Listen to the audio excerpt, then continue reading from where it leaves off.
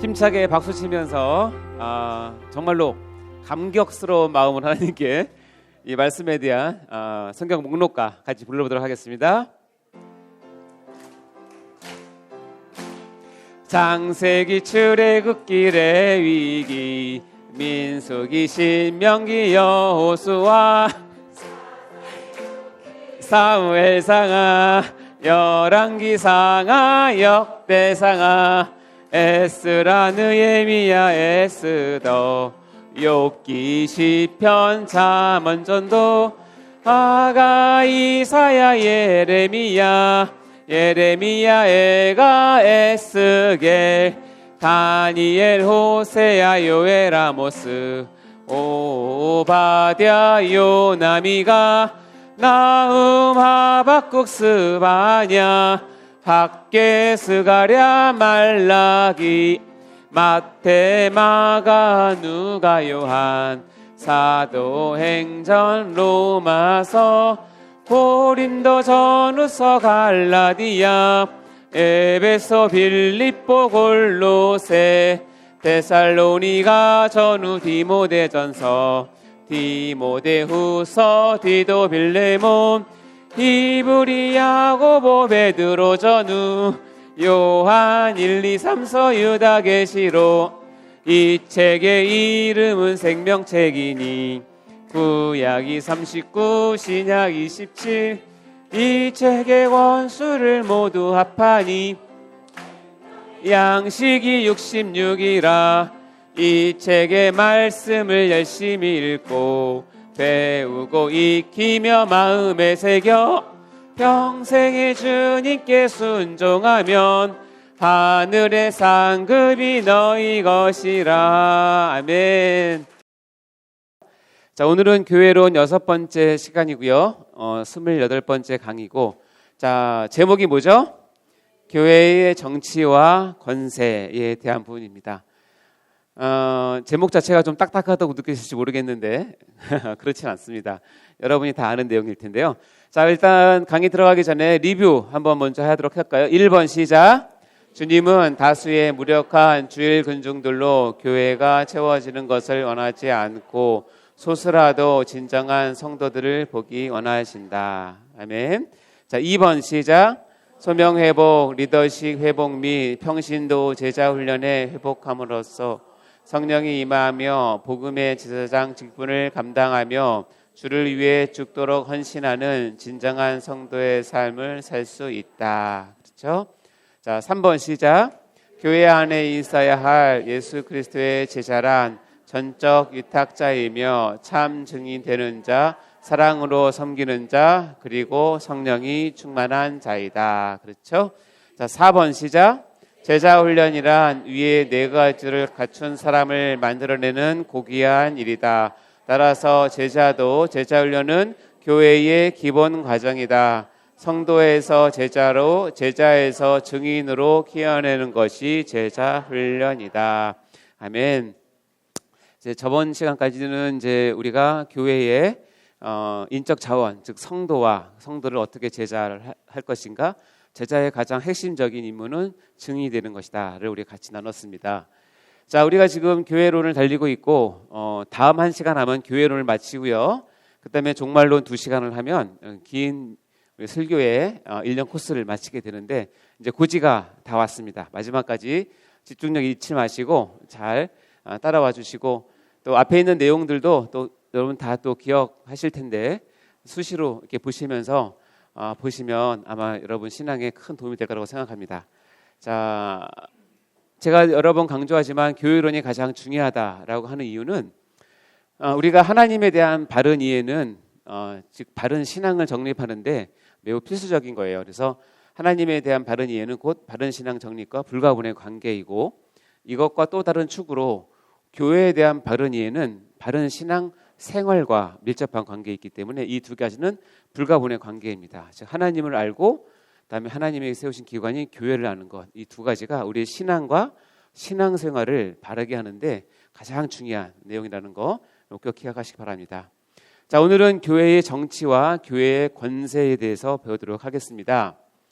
자, 오늘은 이제 첫 번째는 이제 반은 교회의 정치에 대해서 할 텐데요. 여러분, 교회가 정치를 한다. 들어보셨습니까?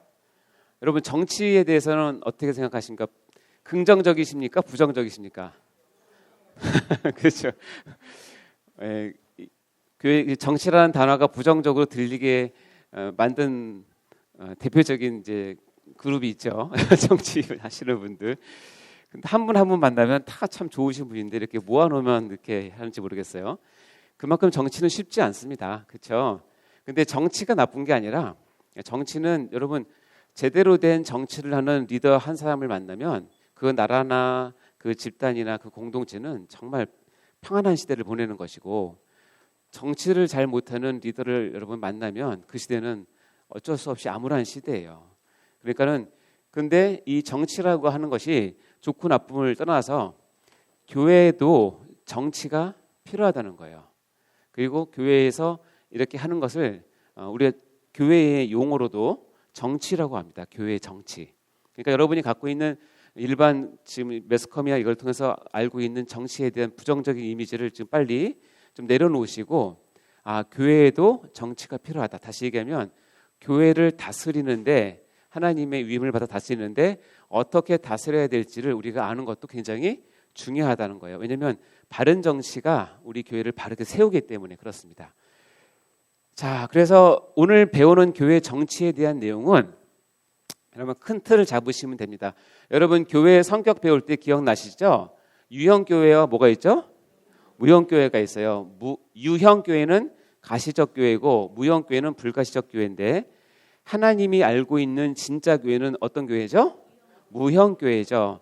근데 하나님의 지혜상 이 무형교회를 어디다 담아놨어요? 유형교회에 담아놨죠. 그래서 이 두 가지 관계는 뗄 수가 없어요. 하나님의 지혜이기 때문에. 보이는 유형교회는 보이지 않는 무형교회를 담는 뭐라고요? 그릇과 같다고 그랬어요. 그럼 오늘 교회 정치는 뭐냐면 이 유형교회를 어떻게 담고 있는 그릇 아니면 옷을 보는 거예요. 여러분이 1년 내내 같은 옷 입고 다니십니까? 아니죠. 때마다 시마다 바꾸잖아요. 우리가 이제 알고 있는 하나님 그리고 구원 이런 놀라운 비밀들을 하나님께서 표현하실 때 때로는 여러 옷의 형태로 표현하시는데, 그래서 이 유형교회를 어떻게 표현하는지 그건 하나님의 지혜에 속한 것인데, 이 유형교회를 어떻게 다스리게 되는지 여러 형태가 있다는 거예요. 그것을 교회의 정치라고 얘기하고, 여러분은 그 여러 정치 중에서 한 정치를 하고 있는 이 장로교 교회에서 신앙생활을 하고 있는 거예요. 그렇기 때문에 여러분이 몸담고 있는 이 형태가 교회의 전체는 아니에요. 근데 제가 나중에 강조하겠지만 그래도 가장 성경적이고 가장 안전한 이 정치 체제를 갖고 있는 이 세된 교회에서 여러분 하고 있기 때문에 너무나 감사한 것인데, 그 외에 다른 옷들은 무엇이 있는지, 다른 그릇들은 무엇이 있는지 한번 아는 것은 또 중요합니다.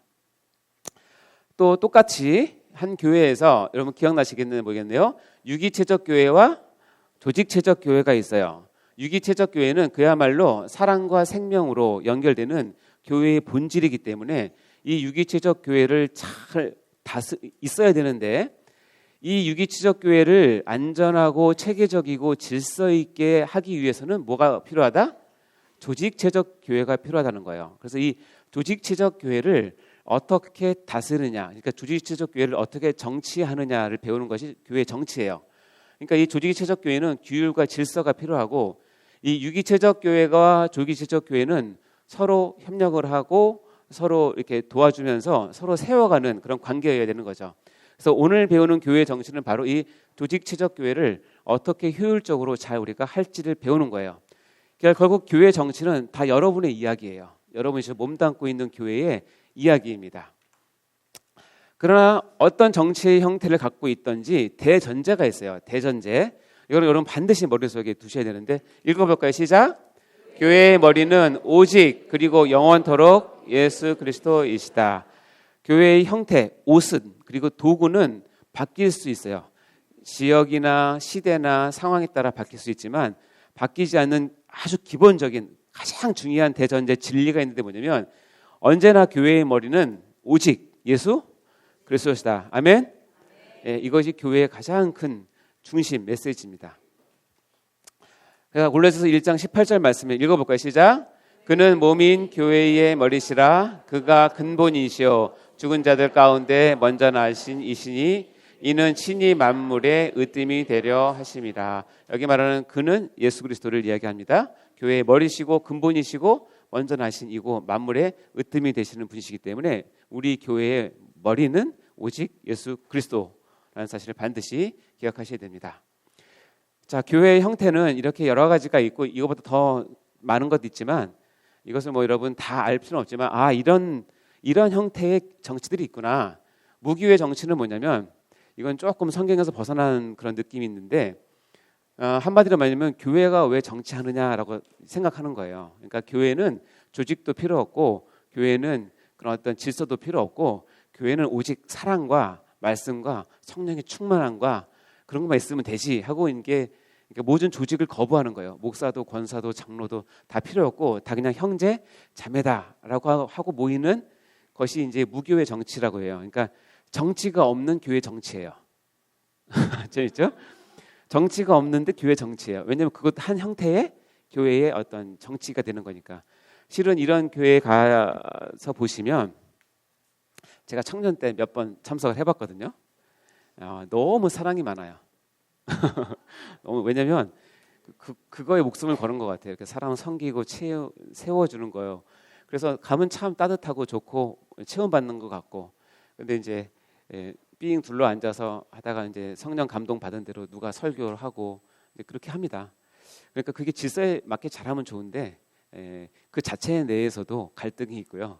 그 자체 내에도 서열이 있고. 왜냐하면 인간은 사회적 동물이기 때문에 서열이 반드시 있어야 되고 질서가 있어야 돼요. 그렇기 때문에 이런 교회는 성경에서 지향하는 교회가 아니기 때문에 이런 것도 있다 정도만 아시게 되고 혹시 이런 데 소개받아서 가시더라도 이런 교회의 형태가 있구나. 저는 가능하면 이런 교회는 안 가시는 게 좋다고 저는 생각을 하고요. 두 번째, 정부에 의해서 조직된 교회. 대표적인 것만 말씀드리면 중국에 있는 삼자교회 제가 전에 말씀드렸잖아요. 그래도 한 나라가 다른 나라와 뭐를 하려면 이게 협상이나 어떤 대등한 입장이 보려면 우리나라도 종교의 자유가 있어라는 걸 보여줘야 돼요. 그래서 북한도 교회가 있어요. 공산당 북한 군대에서 만든 교회. 거기에 오는 사람들은 잘 모르겠지만 그 예배하는 거를 항상 훈련한대요. 어색하지 않도록. 진정으로 예배 드리는 게 아니라 외신 기자들한테 보여줘야 되니까.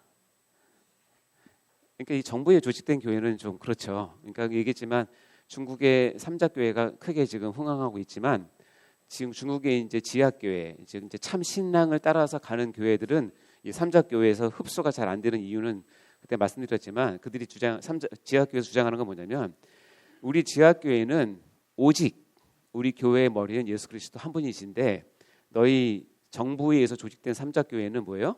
머리가 예수가 아니라 공산당이기 때문에 머리가 다르기 때문에 들어갈 수 없다는 게 가장 큰 이유 중에 하나예요. 그래서 정부에 조직된 교회는 조금 그렇죠. 이것은 어떤 정치적인 목적으로 하는 것이니까. 하지만 어쨌든 공식적으로는 교회라는 타이틀을 쓰기 때문에 이런 것도 있구나 생각하시면 됩니다. 세 번째, 감독 정치는 이제 감독을 세워서 감독이 여러 교회를 보면서 순환하면서 교회를 정치하는 것을 감독 정치라고 감리교가 대표적으로 이런 것에 해당되는 거죠. 그다음에 교황 정치는 교황 정치 어디서 하고 있죠? 성당? 그렇죠. 그러니까 카톨릭에서 하고 있죠. 그러니까 정확한 의미는 로마 카톨릭이라고 생각하시면 돼요. 로마 카톨릭. 로마 카톨릭은 교황이라고 하는 1인 체제를 가지고 교회를 정치해요. 그러니까 교황 한 사람이 로마 카톨릭에 속하는 모든 전 세계 교회의 독보적인 최고 수장이에요. 장점이 있어요. 뭐냐면 어떻게 보면 교회의 하나됨이 너무 잘 되는 것 같아요. 그러니까 위에서 결정하면 밑에 예를 들어서 로마에 있는 거기 바티칸 시국에서 로마 교황이 결정을 하면 저 아프리카에 있는 성당이든 우리나라에 있는 성당이든 어디 있는 성당이든 다 전달돼서 똑같이 색깔을 갖게 됩니다. 대단한 건데, 그러나 성경에서 말하는 교회의 하나됨은 정치적 하나됨을 얘기하는 것이 아니기 때문에, 근데 그리고 이 교황 정치는 역사적으로 큰 폐단을 낳았기 때문에, 그리고 이 교황 정치의 폐단 때문에 나온 것이 개혁교회이기 때문에 우리는 교황 정치를 그렇게 인정하지는 않습니다. 재미있는 에피소드가 많은데, 그래서 교황은 심각한 건 뭐냐면 교황 무호설이에요. 교황 무호설. 교황은 실수하지 않는다. 교황은 잘못하지 않는다. 교황은 죄가 없다. 그걸 얘기하고 있기 때문에, 그래서 지구가 태양 주위를 돈다라고 하는 것이 처음 나왔을 때 종교 재판이 열렸잖아요. 그래서 감히 네가 어떻게 성경에서 말하고 있는 그 천동설을 무시하고 지동설을 하느냐. 근데 나중에 이제 그래서 종교 재판을 걸어서 이제 했는데, 나중에 이제 과학적으로 움직일 수 없는 증거가 됐잖아요. 그러니까 교황이 칙령을 내렸어요. 뭐라고? 이제 지구가 태양 중심을 돌아도 된다라고. 그러니까 우스운 거죠. 우리나라 처음에 천주교가 들어왔을 때 천주교가 뿌리박게 된 가장 큰 이유는 수많은 순교자를 냈기 때문에 그래요. 그래서 절두산, 그 합정동의 절두산 거기 가면 순교자가 목 잘린 자리잖아요. 거기 성당이 세워졌잖아요. 근데 왜 그분들이 목 잘려 죽은지 아세요? 하나님을 믿으면 제사를 드릴 수 없다는 것 때문에 그랬어요. 근데 워낙 많이 죽으니까 여기 우리 교회 성당 이 신부가 바티칸에다가 올려서 상소를, 이 한국, 중국, 일본은 조상에게 제사 드리는 것이 너무나 강하기 때문에 이렇게 하면 다 죽습니다. 그러니까 어떻게 되냐면 교황이 허락했어요. 한국, 중국, 일본은 제사해도 좋다. 그래서 그 다음부터는 천주교에서 제사 드린다고 죽지 않아요? 그러면 그건 뭐예요? 그러면 그 전에 그것 때문에 죽은 사람들은 뭐예요? 그러니까 이게 장점이 있는 정치이긴 하지만 인간이 하기 때문에 큰 오점도 많고 오류도 많아요. 그러나 어쨌든 지금은 놀랍게도 천주교가 상승세에 있다고 합니다. 왜냐하면 천주교는 이신층이보다는 이행층이 쪽에 가깝기 때문에 착한 일, 선한 일 이런 들 많이 하죠. 그러니까 많은 관심 얻어서 그렇습니다. 자, 어쨌든 이런 게 있구나. 교황 정치. 또 하나는 회중 정치는 뭐냐면 교회를 왜 담임 목사님이나 어떤 한 사람이 어떤 한 집단이 하느냐. 회중, 다시 얘기하면 교회는 민주적으로 해야 된다고 얘기를 해요.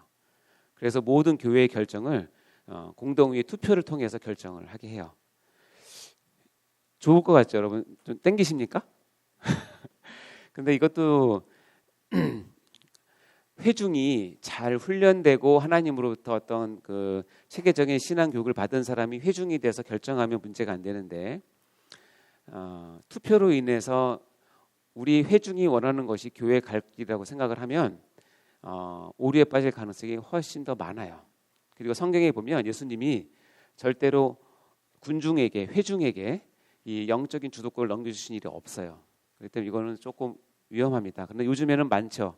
기존 교회에서 상처를 많이 받은 사람들이, 그 권위의 상처를 많이 받은 사람들이 이런 데 가면 굉장히 토론도 잘하고 이게 자기 의견이 잘 반영되니까 그런 걸 이제 그런 정치 형태를 가지고 교회를 운영하는 분도 많이 있습니다. 의외로 많습니다. 교단을 탈퇴해서 이제 이 교단에 속하지 않게 자기 교회 위주로 이렇게 하는 데가 이제 주로 이렇게 되죠. 자, 또 하나는 국가교회라는 게 있는데요. 국가는 뭐냐면 국가가 곧 교회예요. 예를 들자면 영국 성공회 같은 경우는 국왕이 이 성공회의 수장이에요. 다시 얘기하면 국가 자체가 교회예요. 그러니까 여기는 그냥 태어나면 다 그리스도인이에요. 태어나면 다 기독교인이고 그냥 다 교회 다녀요. 그러니까 제대로 된 교인이 거의 없어요. 왜냐하면 이 교회의 목사님들은 자기가 사명을 갖고 막 해서 하는 게 아니라 공무원 시험 봐서 합격하면 임명되듯이 하기 때문에 제가 임지로 간 교회에서 뭐 자기 교회를 키운다, 전도를 한다 이런 거에 별 관심이 없어요. 시키는 일만 잘하시면 돼요. 그래서 월급을 받거든요. 그분 목사님들은. 그러니까 생활에 어려움은 없고, 그러니까 어떻게 해요? 정해진 월급에 설교도 딱 한 주에 한 번, 많아야 두 번, 딱 정해져 있어요. 그러니까 이거는 좀 정체가 됐죠. 근데 나라 전체는 교회라고 생각을 해요. 이런 것도 있구나 이렇게 하시면 돼요. 자, 마지막으로 여기 하는 게 장로 정치입니다. 지금 여러분이 몸담고 있는 게 장로 정치인데, 장로 정치는 왜 제가 이 색깔을 했냐면, 지금 여러분이 그렇죠, 중요하고 여러분의 지금 몸담고 있는 교회 정치가 여기이기 때문에 그래요. 그러면 여기에서 이제 한 가지는 뭐냐면, 내가 여기 있기 때문에 모든 교회가 이 장로 정치를 한다고 생각하시면 안 돼요. 이렇게 많은 교회들이 정치들이 있기 때문에 그래요. 제가 깜짝 놀란 건 뭐냐면, 저는 장로교회에서 처음 전도받았고, 장로교회에서 세례받았고, 장로교회에서 안수집사 됐고, 장로교회에서 장로 됐고, 장로교회에서 목사 됐잖아요. 그러니까 나는 장로교회가 제일 많은 줄 알았어요. 근데 신학교 가서 보니까 장로교파는 전 세계에 있는 교파 중에서 아주 마이너 중에 마이너예요. 장로교가 우세인 나라는 전 세계에 대한민국밖에 없어요. 미국에서도 장로교는 아주 마이너예요. 거기는 주로는 감리교 내지는 친배교, 거기가 메인이거든요. 그러니까 거기서 장로교회 다닌다 그러면 일단 생각은 요즘 우리가 흔히 쓰는 말로 보수 꼴통이네 이렇게 생각하는 거예요. 그러니까 장로교가 상당히 보수적이거든요. 근데 저는 너무 감사한 게, 제가 장로교를 선택해서 장로교 목사가 된 건 아니지만, 제가 성경을 보고 연구를 해보고 하면 할수록 내가 내 의지와 상관없이 장로교회에서 내가 신앙생활을 하고 말씀을 배우고 여기서 사역을 하는 목사가 되었다고 하는 것이 저는 너무나 감사한 거예요. 왜냐하면 이게 서로 비교를 해볼 수 있잖아요, 말씀을. 그렇다고 해서 여러분 착각하시면 안 되는 게, 천국 가면 다 장로교 교인만 있다고 생각하시면 절대 안 돼요. 알았죠? 오히려 적을 거예요. 왜냐하면 워낙 작으니까 교파가. 그러나 제가 이제 얘기하겠지만 강력하게 얘기하는 것은 뭐냐면, 성경에서 말하는 교회의 정치 가운데 가장 성경에 근접하고 하나님의 마음에 맞는 정치는 저는 장로교회라고 강력하게 주장을 합니다. 제가 장로교회 목사라서가 아니라 말씀을 보면 그래요. 그래서 이것을 가지고 이 나머지를 보면 너무 아쉬운 거예요. 교회가 저러면 안 되는데 좀 부족한데 잘못 나갈 수 있을 텐데 라는 마음이 있죠. 물론 장로교회도 단점이 많이 있습니다. 물론 있죠. 어느 교회가 장점만 있겠습니까? 그러나 여러분이 내가 누군지, 어느 교회에 내가 속해서 어떤 옷을 입고 있는지는 알고 계셔야 된다는 거예요. 아시겠죠? 더우십니까 여러분? 괜찮습니까? 그게 아니라 어떤 분이 열심히 부채질을 해서 여성분이 하면은 저는 갱년기인가 싶은데 남성분이 해서 맞던 남성 갱년기도 있긴 한데 자, 봅시다. 장로파, 개혁파 교회의 근본 원리들이 있어요. 네 가지입니다. 이게 중요한 건데, 1번 읽어볼까요? 시작. 그리스도는 교회의 머리시며 모든 권위의 근원이시다. 2번 그리스도는 말씀으로 권위를 행사하신다. 3번 왕이신 그리스도는 교회에게 권세를 부여하셨다. 특히 교회 직원들에게 권세를 위임하셨다. 4번 다스리는 권세는 기본적으로 지교회에 있다. 이 네 가지가 장로 정치를 하는 근본적인 원리입니다. 이제 첫 번째 거 한번 보도록 하겠습니다. 자, 그리스도는 교회의 머리라는 것은 우리가 제일 강조했고 대전제라고 말씀하셨잖아요. 드렸잖아요. 읽어볼까요? 시작. 그의 발 아래 복종하게 하시고 그를 만물 위에 교회의 머리로 삼으셨는데, 그래서 그는 누굽니까? 그를 교회의 머리로 삼으셨고 복종하게 하신 분은 누구예요? 그 주어는 누구예요? 주어. 하나님, 정확히 따지면 하나님 아버지, 성부 하나님께서 성자 예수님에게 만물을 예수 아래 복종하게 하시고 예수님을 만물 위에 뭐로 삼으셨다? 교회의 머리를 삼으셨다. 이것이 가장 중요한 교회의 전제고 장로교회는 이것을 철석같이 믿는 거예요. 그래서 말씀드렸지만 여러분 우리 교회의 머리는 누구다? 예수님이시다. 우리 교회의 머리를 소강성 목사님으로 생각하시면 2단으로 갑니다. 여러분 목사님 당황하게 하지 마세요. 예, 그럼 이제 나옵니다. 그러면 과연 담임 목사님 누군가? 그건 나중에 나옵니다. 자, 두 번째 원리 시작. 그리스도는 말씀으로 권위를 행사하신다. 그 권위를 어떻게 행사하시냐면 말씀, 성경을 가지고 행사하신다는 거예요. 사도행전 20장 30절 시작. 지금 내가 여러분을 주와 및 그 은혜의 말씀에 부탁하노니 그 말씀이 여러분을 능히 든든히 세우사 거룩하게 하심을 입은 모든 자 가운데 기업이 있게 하시니라. 여기 보면 이 말씀 제가 개인적으로는 제가 열심히 섬기던 교회에서 이제 장로 사임하고 이제 나올 때 제가 마지막으로 이제 고별 인사를 드릴 때 했던 말씀인데요. 내가 여러분을 주와 및 그 은혜의 말씀에 부탁한다라고 얘기합니다. 사도 바울이 에베소 교회를 너무 사랑했어요. 근데 예루살렘으로 귀환하는 길에 에베소 교회 들릴 시간이 없는 거예요. 그래서 항구 도시인 밀레노라는 데서 에베소 교회 장로들을 초청합니다. 그래서 이 장로들이 부지런히 와서 이야기합니다. 내가 너희를 다시 볼 수는 없을 것 같다. 그런데 내가 여러분을 주와 및 뭐요? 은혜의 말씀에 내가 부탁을 한다. 이렇게 기도한다. 그리고 그 말씀이 여러분을 능히 세우사 거룩하게 하심을 입은 모든 자 가운데 기업이 있게 열매가 있게 하실 것이다 라고 하면서 결국 뭐예요? 말씀이 교회를 어떻게 한다? 다스리시고 이끄시고 열매 맺게 하신다 라고 사도 바울이 지금 권면을 하는 내용입니다. 그래서 이 말씀이 저는 너무나 깊이 와닿던, 그래서 은혜의 말씀에 부탁한다. 즉 말씀으로 하나님께서는 교회를 다스리신다. 세 번째입니다. 왕이신 그리스도는 교회에게 권세를 부여하셨다. 특히 교회 직원들에게 권세를 위임하셨다는 거예요. 이 왕이신 그분께서 교회를 다스리는데 이렇게 하셨다는 거예요. 보면 그는 누구냐면 예수님이죠. 어떤 사람은 사도로, 어떤 사람은 선지자로, 어떤 사람은 복음 전언자로, 어떤 사람은 목사와 교사로 뭐 했다고? 삼으셨더니 교회 내에서 예수님께서 어떤 사람들은 이렇게 어떤 그 직책을 가지고 그들을 세우셨다는 거예요. 뭐 하기 위해서? 그리스도의 몸을 세우기 위해서, 교회를 세우기 위해서. 즉 예수님께서 친히 세대인 교회에 날마다 오셔서 여러분께서 막 얘기하고 그러는 게 아니라 어떻게 해요? 여기에 있는 직분자들을 세우셔서 이 세대인 교회를 대신 할 수 있도록 위임하셨다는 뜻이에요. 아, 이게 하나님의 방법이구나 하는 것을 알 수 있겠죠.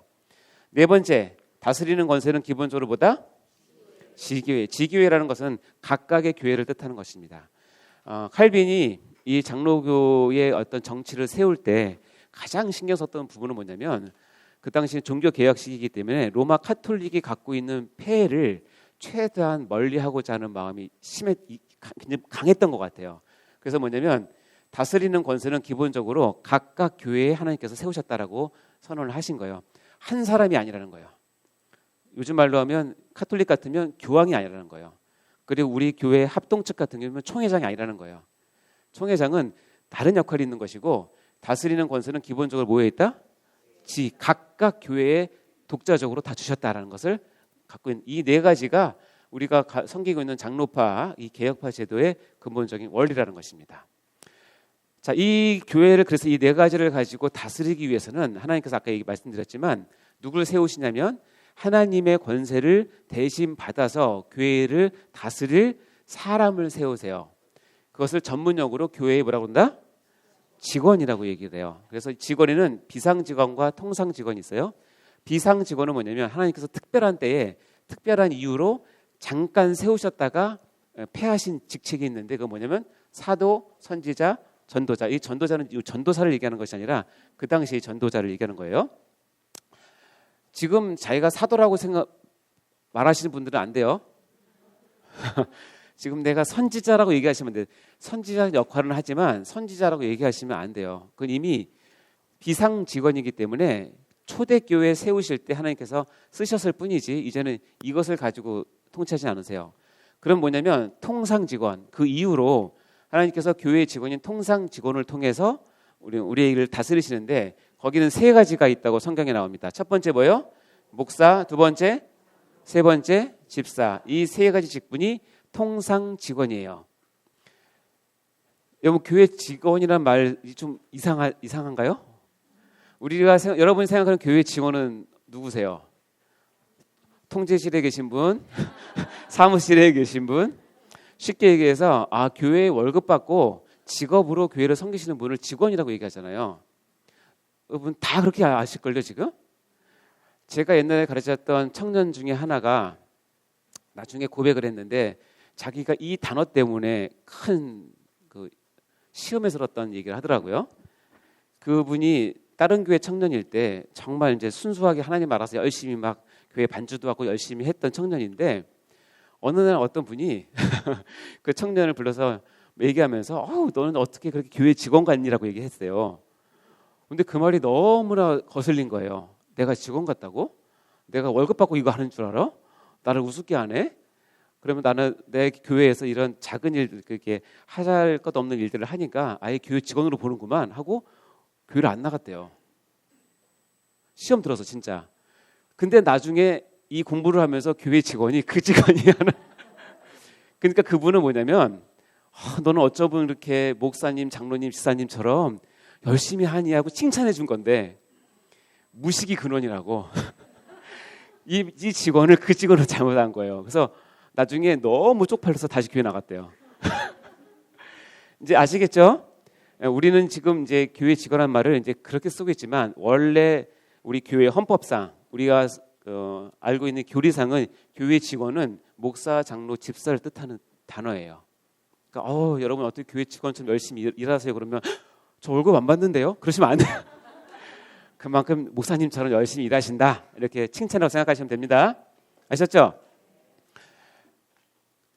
여기 목사, 장로, 집사인데 하루는 목사님 아들과 장로님 아들이 싸웠어요. 왜 싸웠냐면 교회에서 누가 높냐를 갖고 싸운 거예요. 그러니까 목사 아들이 그런 거예요. 야, 그래도 목사님이 제일 높지. 왜냐면 설교를 하시잖아, 강당에서. 설교를 하시니까 제일 높다라고 얘기를 했어요. 그러니까 장로 아들이 이 질세라 뭐라 그러는지 아세요? 그게 중요한 게 아니다.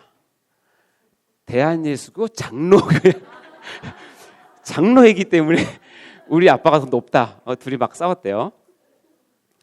대한예수교 장로회라고 할 때 이 장로는 목사는 우리 헌법상 가르치는 장로예요. 가르침 전문으로 부름을 받은 장로를 목사라고 칭하는 거예요. 그리고 장로 중에 또 하나 장로가 있는데 다스리는 장로가 있어요. 치리하는 장로. 이것을 우리가 흔히 그냥 장로님이라고 부르잖아요. 그러니까 목사님과 장로를 합쳐서 뭐라 그래요? 장로라고 얘기하는 거예요. 대한예수교 장로회 할 때 이 장로는 이 장로님들이 모인 게 아니라 가르치는 특별한 은혜를 받아서 부름을 받아서 가르치는 장로로 선 목사와 그 교회의 성도들을 대표하면서 교회를 치리하는 다스리는 장로들이 모여서 목사와 장로가 모여서 장로 교회를 만든 거예요. 그렇기 때문에 장로교회는 이 두 개를 다 포함한 거예요. 아시겠죠? 예, 이거를 의외로 잘 모르시는 분이 많이 있으신데 이후로는 헷갈리시면 안 됩니다. 자, 그러면 볼까요? 일단 목사에 대해서 보도록 하겠습니다. 아까 읽었던 말씀인데 그가 어떤 사람은 사도로 선지자로 복음 전환자로 이 세 개는 뭐라고 했죠 아까? 비상직원이죠. 현재는 없는 직책이에요. 아시겠죠? 그러니까 이단스러운 데 가면 내가 사도라고 지금도 생각하시는 분이 있어요. 내가 직통 계시를 받는다. 내가 하나님께서 지금 듣는다. 하나님 나를 사도로 부르셨다. 그건 그 사람의 희망사항일 뿐이고 성경에서는 사도는 종결된 직책이에요. 사도스러운 삶을 산다. 이건 말이 돼요. 선지자적인 삶을 산다. 이것은 말이 돼요. 그렇게 살아야 돼요. 그러나 내가 지금 사도고 내가 선지자로 생각하시는 거는 안 돼요. 그럼 뭐예요? 목사와 교사로. 목사는 가르치는 설교, 즉 특히 설교를 맡은 거고 이 교사는 뭐냐면 요즘 우리 말로 하면 신학대학교 교수를 얘기하는 거예요. 말씀을 전문적으로 연구해서 가르치는 사람. 그래서 교사예요. 이걸 보고 또 유초등부 교사라고 생각하시면 안 돼요. 물론 이거 포함될 수도 있다 보겠지만 이 목사와 교사로 세우신 이유는 뭐냐면 성도를 온전하게 하여예요. 한마디로 얘기하면 목사의 그리고 이 신학교 교수의 한 가지는 뭐냐면 나에게 맡긴 성도를 뭐예요? 온전하게 시키는 거예요. 교육을 시키든지 성경 공부를 시키든지 훈련을 시키든지 양육을 시켜서 그 사람을 뭐하게 해서 온전하게 하는 거예요. 그리고 봉사의 일을 하게 하는 건데 그런 봉사의 일은 누가 하는 거예요? 성도가 하는 거예요. 성도가 봉사의 일을 할 수 있도록 이 목사님은 쏟는 거예요. 그러니까 어떻게 돼요? 목사가 일일이 나눠서 봉사의 일을 하면 이것은 너무 월권이에요. 그렇게 성도를 내버려 두시면 안 돼요. 그리고 그리스도의 몸을 세우게 하려 합니다. 그럼 그리스도의 몸을 누가 세워요? 성도가 세우는 거예요. 목사는 뭐냐면 한 성도가 잘 훈련 온전하게 해서 그 성도가 나가서 봉사일을 하고 그 성도가 그래서 교회를 세우는 일에 잘 쓰임 받도록 한 가지 일 온전하게 하는 거예요. 이게 목사가 하는 가장 중요한 일이에요. 근데 요즘 성도들은 봉사의 일도 그리고 교회 그리스도의 몸을 세우는 것도 목사님 하시라고 그래요. 자꾸. 그러시면 안 돼요. 그거는 서로 안 맞는 거예요. 목사는 성도를 온전하게 하는 이 한 가지 일을 위해서 부름받은 거예요. 이해되시죠? 네, 그럼 장로, 다스리는 장로에 대해서는 하나님께서 여러 가지 왜냐하면 이 교인들의 대표가 되기 때문에 여러 가지 그 기준을 설정을 하세요. 자, 디모데전서에 보면 곧 사람이 감독의 직분, 이 감독이라고 하는 것은 장로와 같은 그걸 생각하시면 됩니다. 얻으려 함은 선한 일을 사모하는 것이라 함이로다. 그러므로 감독은 책망할 것이 없으며 한 아내의 남편이 되며 절제하며 신중하며 단정하며 나그네를 대접하며 가르치기를 잘하며 술을 즐기지 아니하며 구타하지 아니하며 오직 관용하며 다투지 아니하며 돈을 사랑하지 아니하며 이런 기준들을 이렇게 제시를 합니다. 앞으로 장로를 꿈꾸시는 분들은 잘 기억하셔야 됩니다. 제가 권면드리자면 남자로 태어나서 장로 한번 해야 되지 않겠습니까? 감동이 없으시. 예수 믿는 남자로 태어나서 장로 하는 것은 큰 영광입니다. 꿈꾸십시오. 우리 남성분들 졸지 마시고 꿈꾸십시오. 그렇게 하려면 여기 있는 내용들을 잘 하십니다. 술을 즐기지 않으며 그러니까 안 즐기면 되는구나. 이렇게 생각하시면 안 돼요. 돈을 사랑하지 않으며 보면 계속 이어집니다. 자기 집을 잘 다스려 자녀로 모든 공손함을 복종하게 하는 자라 할지며 사람이 자기 집을 다스리지 못하면 어찌 하나님이 교회를 돌보리요? 이렇게 부연 설명하십니다. 또 새로 입교한 자도 말지니 교만해서 마귀를 정죄하는 그 교만에 대한 정죄를 받을까 합니다. 그리고 제가 눈여겨보는 거는 뭐냐면 이 노란색입니다. 장로가 되실 분들은 외인에게서도 선한 증거를 얻은 자라야 할지니라. 제가 만약에 한 교회를 저에게 허락하셔서 담임을 하게 된다면 그래서 장로를 세운다면 저는 이런 꿈이 있어요. 직장 다니시는 거기 회사 사장한테 이분에 대해서 보내는 거예요. 내가 우리 교회에서 이분을 장로로 창립하려고 합니다. 사장님의 의견 어떠십니까? 하고 보내는 거죠. 그래서 그 사장이 이 직원은 성실하고 착하고 아주 진실하고 숨김이 없고 그렇습니다 하고 답장을 보내주면 장로로 삼아도 좋다고 생각해요. 근데 갔는데 점점점 글쎄요, 한 번 더 생각해 보시죠. 더 놀란 건 뭐예요? 이분 교회 다녔어요? 이러면 이거는 정말 조심하셔야 됩니다.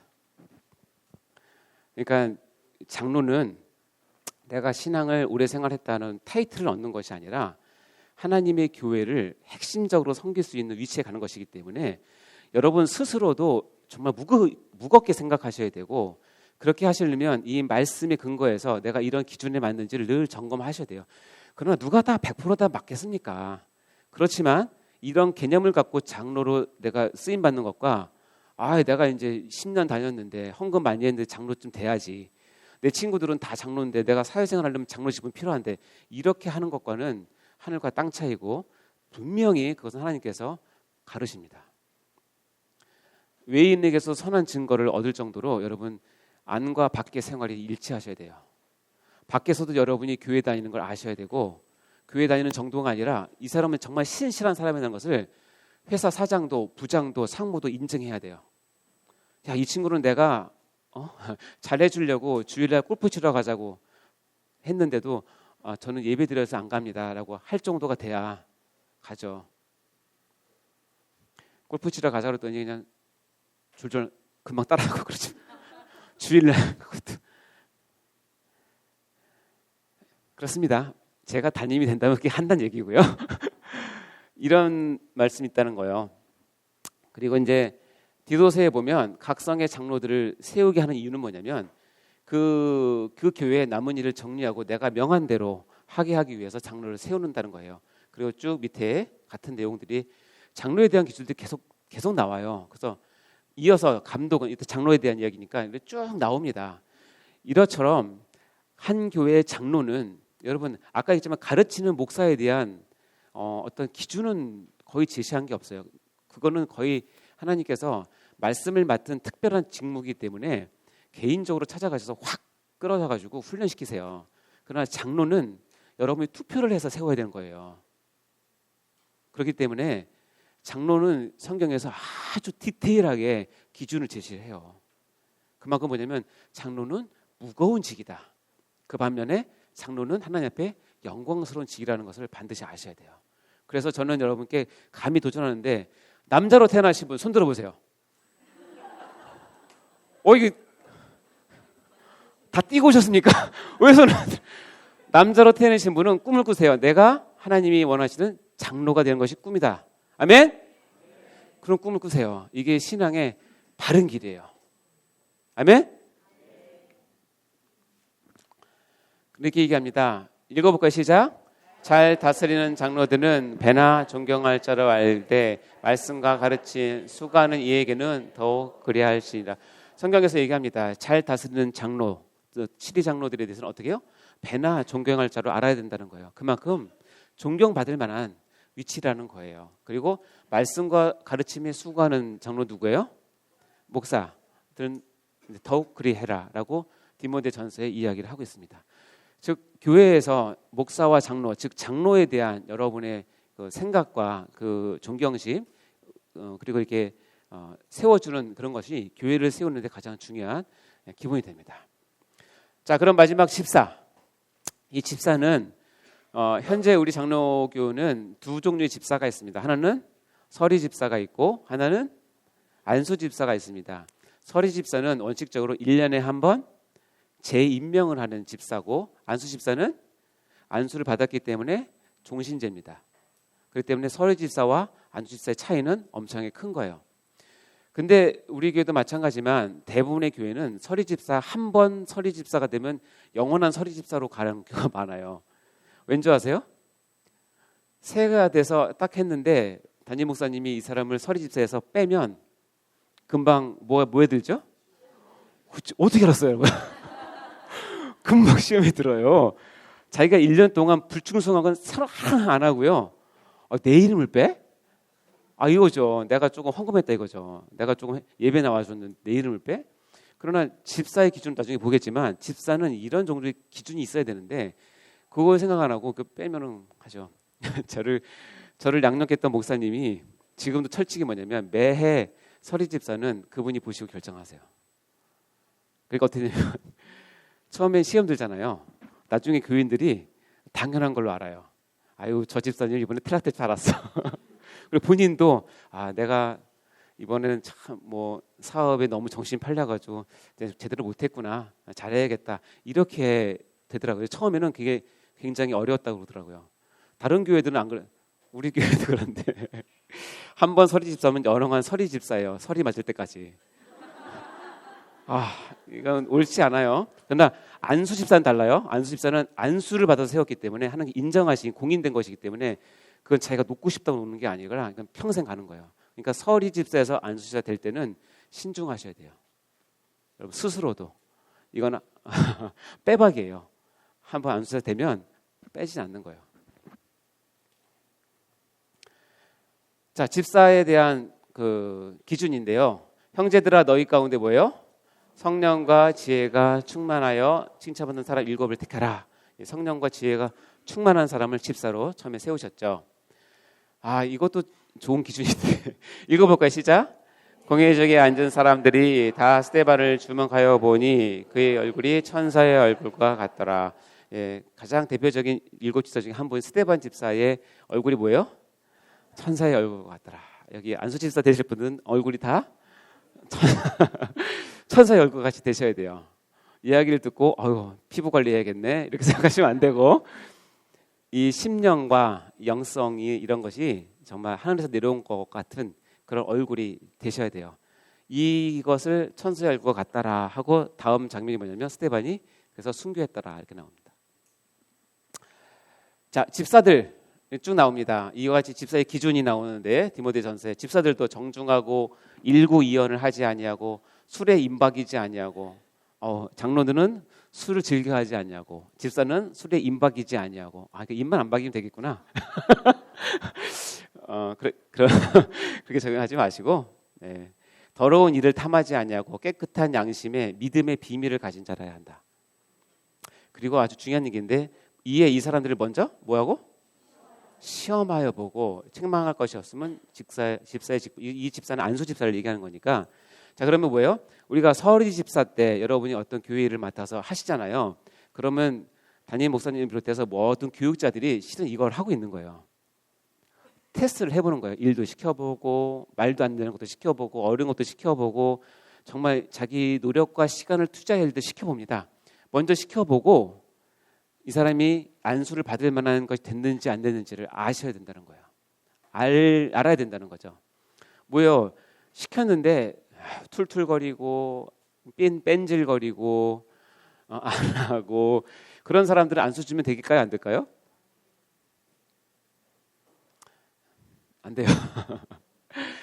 먼저 시험하여 본 다음에 결정을 하라고 성경은 얘기하고 있어요. 그러니까 여러분 테스트 하는 거예요. 지금 여러 가지 방면으로 여러 가지 여러분의 사회생활, 가정생활, 친구 간의 관계, 교우와의 관계, 교회에서의 봉사의 태도 이런 것들을 다 테스트해보고 그 다음에 안수 집사를 세워라라는 뜻입니다. 그럼 권사님도 마찬가지예요.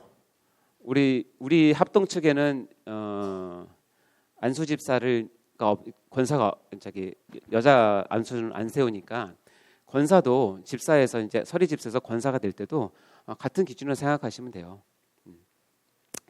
자, 여러분 시험하여 본 다음에 세운다고 합니다. 여기 딱 한 구절 나오는데 여자로서 이제 권사를 세울 때의 기준입니다. 이와 같이 정숙하고 모함하지 않냐며 절제하며 모든 일에 충성된 자라야 할지니라. 이게 이제 권사를 세울 때인데 항상 나오는 우리 여성분들은 이 언어 생활에 대해서 늘 생각하셔야 됩니다. 정숙하고 모함하지 않은 언어 생활, 절제하고 모든 일에 충성된 자. 그래서 쭉 나오고 이런 집사의 직분을, 집사와 권사의 직분을 잘한 사람은 아름다운 지위와 그리스도 예수 안에 있는 믿음의 큰 담력을 얻는다라고 이제 축복을 합니다. 자, 이와 같이 이 목사, 장로, 집사가 통상 직원으로 교회를 운영하는데 핵심적인 역할을 감당하는 것이 장로교 교회의 정치입니다. 그리고 이 세 직분은 임직식이라고 하는 것을 통해서 공식적으로 직분을 받게 되고요. 이 임직식에서 뭘 하게 되냐면 안수를 하게 됩니다. 그래서 이 안수 받는 것은 그런 큰 의미가 있고 하나님께서 하나님의 교회의 통상 직원으로 내가 너를 세웠다라고 하는 의미를 부여하는, 의미를 실제로 인치시는 귀한 것이기 때문에 이 세 가지, 세 직분 그리고 임직식과 안주식을 거쳐서 세워진다는 것을 아셔야 됩니다. 이런 직원들의 자격은 뭐냐면 크게 소명감이 확실하셔야 되고 그 전에 훈련과 무장이 잘 되셔야 되고 그다음에 충성하셔야 되고 어떻게요? 사람 세우는 일에 능수능란하셔야 직원의 자격이 있는 것입니다. 읽어볼까요? 시작. 그리고 맡은 자들의 구할 것은 충성이다. 충성이 뭡니까, 여러분? 이 충성을 여러 가지 설명할 수 있지만 우리가 한문을 보면 이 충자가 무슨 충자예요? 마음 한가운데 딱 중심을 잡고 최선을 성심성의를 다하는 충성이라고 얘기를 합니다. 이 직원들은 충성해야 될 의무가 있고 그렇게 하셔야 됩니다. 자, 그러면 이런 그 개혁교회, 장로파 교회에서는 교회의 회의가 있어요. 회의가 있는데 5가지입니다. 공동의회, 재직회, 당회, 노회, 총회라는 것이 있습니다. 교사회의 빠졌는데요. 메디컬 처치 회의 빠졌는데요. 메디컬 처치 회의는 오늘 안 하고 다음 주에 합니다. 자, 여기 봐요. 이 회의는 공식적인 회의라고 얘기를 해요. 그 외에 다른 회의들은 부수적인 것이고, 자, 공동의회라고 불려지는 것이 있는데 그 한 지교회의 세례교인 전체로 구성된 것을 공동의회라고 합니다. 우리 세대인교회는 1년에 한 번 공동의회를 해서 예결선을 다 처리하고 중요한 것을 승인하는 그렇게 하시죠. 재직회는 뭐냐면 원칙은 지교회의 집사 이상, 즉 안수 집사와 장로로 구성되어 있는데 좀 다른 것은 어떤 교회들은 우리도 마찬가지인데 안수 집사, 장로뿐만 아니라 서리 집사, 권사를 포함한 교회에서 실제적으로 활동하는 모든 사람들을 모인 것 재직회라고 얘기를 합니다. 그렇죠? 다음에 당회가 있는데 당회는 뭐냐면 그 교회의 목사와 장로, 즉 장로들로 구성된 것을 당회라고 하고 그 중에 담임 목사님을 당회장 이렇게 얘기합니다. 당회가 있습니다. 다음에 이 한 교회를 넘어서 한 지방, 어떤 특정한 지방 내에 각 지교회들이 모인 것을 노회라고 얘기하고 이 노회에 파송할 때는 목사 한 명과 장로 한 명을 파견해서 자기 교회를 대표를 합니다. 그리고 이 각 전국의 각 노회들이 모여서 뭐가 돼요? 총회가 됩니다. 그래서 대한예수 장로회, 우리는 합동이라고 하는 총회에 속해 있는 것이죠. 자, 이것을 보면 새 에덴 교회는 거꾸로 가볼까요? 새 에덴 교회는 대한예수교 장로회 합동 이런 표시가 되어 있는 교회의 총회에 소속되어 있고, 우리가 속한 노회는 경기 남노회라고 얘기를 하고, 그래서 이제 우리 교회에 들어오면 우리 교회 최고의 의결기관, 그러니까 결정기관은 당회입니다.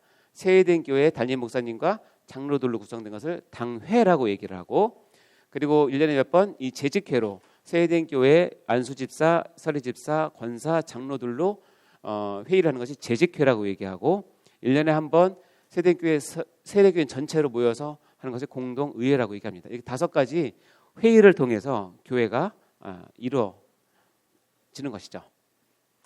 자, 그럼 각에서 그 교회를 대표하는 목사는 어떤 역할을 하느냐, 역할에 대한 것인데요. 목사는 그 교회의 방향을 제시를 하고 성도들을 온전케 하는 일에 목사는 최선을 다하는 것이 역할입니다. 그리고 당회의 역할은 뭐냐면 담임 목사님이 제시한 목회의 방향에 따라서 기획을 하고 예산을 수립하고 그리고 목사님과 재직회를 협력하는 기관이 당회입니다. 그리고 재직회는 뭐냐면 당회에서 기획을 세운 것을 받아서 실행하는, 손과 발이 되어서 뛰는 기관을 재직회라고 얘기하고, 예산 수립은 당회에서 하지만 예산 집행은 누가 하죠? 재직회에서 하는 거예요. 여러분이 하는 거예요. 그리고 공동의회는 일정 기간에 점검하고 공유하고 마지막 승인을 하는 것이 공동의회입니다. 이것이 아주 질서 잡힌 교회가 하고 있는 역할입니다. 그런데 질서가 무너진 교회는, 이래서 목사님이 막 너무 단독적으로 막 무시가 나가면 당회나 재직회가 목사님을 감독하고 제동 거는 일에 사명을 다하는 교회가 있어요. 그것도 옳지 않고, 어떤 교회는 당회가 막 다 합니다. 당회가 예산도 세우고 예산 집행도 하고 다 뛰어요. 그러면 재직회는 뭐 하냐면 장로님들 하는 걸 잘 보고 있다가 나중에 딴지 걸고 막 뭐라 그러는 거죠. 이것도 옳은 게 아니에요. 여러분, 교회는 서로 감시 감독하는 기관은 없어요. 서로 협력하고 같이 그 목적을 향해서 가는 것이죠. 재직회는 이제 재직회는 여러분이 몸담고 있는 모든 게 재직회라고 생각하시면 돼요. 거기서 이제 예산을 받아서 집행을 하고 그리고 실제로 이제 뛰면서 여러분이 하나님 나라의 일을 하는 것이죠. 그리고 공동의회는 마지막에 점검하는 것. 이것이 이제 제대로 된 교회의 역할이라고 보시면 됩니다. 자, 그래서 교회 정치를 이제 봤어요. 이런 것이 있구나. 정말 짧은 시간에 말씀드렸는데 대충 교회 정치는 이런 것인 거나 아셨죠? 자, 그럼 두 번째는 교회의 권세입니다. 그럼 교회는 이 정치를 무슨 힘으로 하는 거예요? 어떤 힘으로? 어떤 근거로 하냐는 거죠. 교회의 권세는 여기 요한복음 1장 12절에 나옵니다. 시작. 영접하는 자 곧 그 이름을 믿는 자들에게는 하나님의 자녀가 되는 권세를 주셨으니, 즉 우리에게 주신 권세는 하나님께서 우리에게 주신 하나님의 자녀가 되는 권세를 가지고 하게 되는데요. 이 권세가 왜 중요하냐? 이 교회의 권세를 잃어버리면 교회는 아무 일도 할 수 없기 때문에 그래요. 자, 마태복음 5장 13절 말씀 읽어볼까요? 시작. 너희는 세상의 소금이니 소금이 만일 그 맛을 잃으면 무엇으로 짜게 하리요? 후에는 아무 쓸데없어 다만 밖에 버려져 사람에게 밟힐 뿐이나.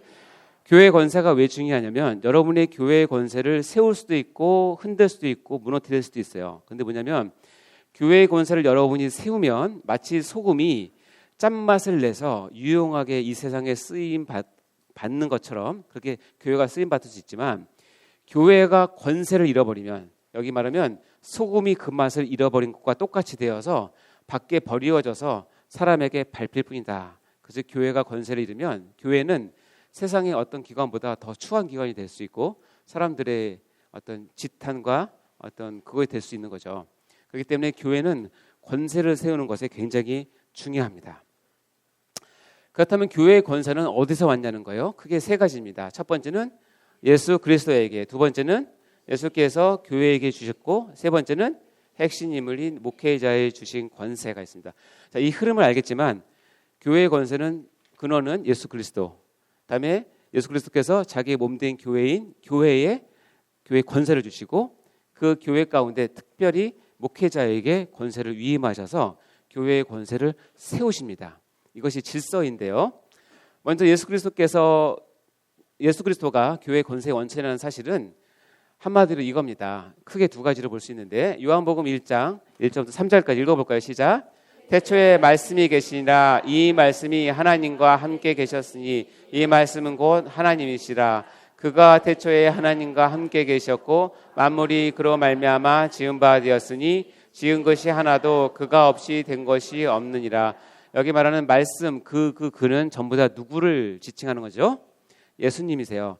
예수님이 교회의 권세의 원천이라는 뜻은 뭐냐면 예수님이 원래 하나님이시라는 거예요. 우리가 배웠죠. 삼위일체에서 예수님은 원래 하나님이세요. 그렇기 때문에 교회의 원천은 예수 그리스도라는 말은 그분이 원래 하나님이셨고 우리 가운데 함께 계셨고 말씀이시기 때문에 교회의 원천이에요. 그런데도 불구하고 예수님께서 또 한 번 말씀하십니다. 마태복음 28장 18절 시작. 예수께서 나와 말씀하여 이르시되 하늘과 땅의 모든 권세를 내게 주셨으니. 자, 이 말을 볼까요? 하늘과 땅의 모든 권세를 내게 주셨대요. 이게 내가 누구예요? 예수님이에요. 그럼 누가 주셨어요? 하나님 아버지가. 지금 삼위일체를 잘 생각해 보세요. 그러면 이거 할 때까지 하나님 아버지께서 예수님께 권세를 안 주셨냐? 그게 아니에요. 그건 삼위일체에 위반되는 말이니까 원래 그분은 모든 권세를 가지고 계신데 왜 이런 말씀을 하셨냐는 거예요. 혹시 이 말씀을 예수님께서 언제 하셨냐면 모든 것을 다 이루시고 부활하시고 승천하신 직전에 이렇게 말씀을 하신 거예요. 이것은 어디에서 우리가 이제 이해할 수 있냐면 하나님 아버지와 성자 예수님 간에 맺은 언약이 있어요. 이 언약이 뭔지 아세요? 계약이 있어요. 내년에 봅시다. 우리의 구원의 근거를 마련하기 위해서 하신 언약이 있는데 뭐냐면 속죄 언약이에요. 성부 하나님께서 성자 예수님과 계약을 맺었어요. 내가 너에게 이것을 요구하면 네가 이것을 순종하면 내가 이것을 주겠다라고 하는 계약이에요. 그 계약을 통해서 이루어진 것이 뭐냐면 우리의 구원이 근거가 완성이 된 거예요. 그 중에 하나 뭐냐면 네가 내려가서 성육신하고 십자가 못 박혀서 죽고 부활하면 그래 내가 너를 하나님 주로 삼고 그리고 하늘과 이 땅의 모든 권세를 주겠다고 하는 계약이 있어요. 그 계약에 의해서 이것을 공식적으로 받으신 거예요. 그러니까 이 말은 뭐냐면 하늘과 땅의 모든 권세를 원래 있으셨던 그분이지만 그 계약에 의해서 예수께서 우리의 구속자, 구원자로서 완벽한 그 언약을 이루셨을 때 우리의 진정한 구원주가 되시고 주님이 되셨을 때 이 모든 권세를 이제 공식적으로 받으신 거라고 생각하시는 거예요. 그것이 왜 그러냐면 이 예수님께서 이 모든 권세를 어디에다가 집중하냐면 어디요? 교회에 주기 때문에 그래요. 그래서 이 표현을 하시는 겁니다. 그래서 두 번째는 예수께서 뭐예요? 그 받으신 권세를 교회에 주세요.